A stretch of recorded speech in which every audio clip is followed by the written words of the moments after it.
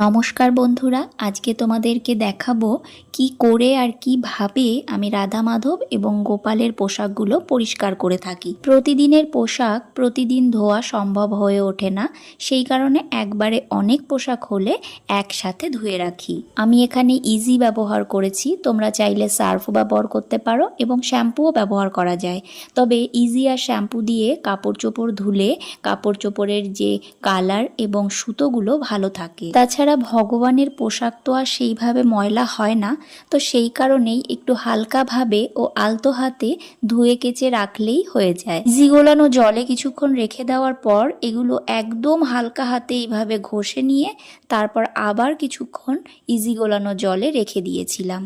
তারপর একদম পরিষ্কার জলে এগুলোকে ধুয়ে নিংড়ে পাশে রেখেছি। তবে এই কাজটি করার সময় আমাদেরকে লক্ষ্য রাখতে হবে যে কাচাকাচি করতে গিয়ে কাপড়ের কোনো পুঁথি, স্টোন বা লেস কিছুই যেন খুলে না যায়, কারণ এই কাপড়ের সাথে যে ডিজাইনগুলো থাকে পুঁথি, স্টোন বা লেস দিয়ে, সেগুলো খুবই হালকাভাবে সেলাই থাকে।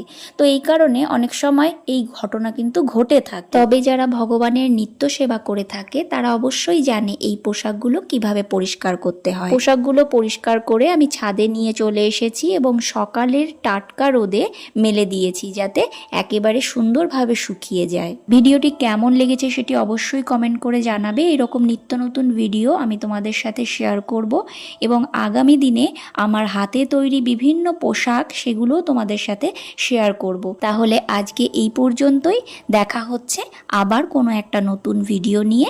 রাধে রাধে।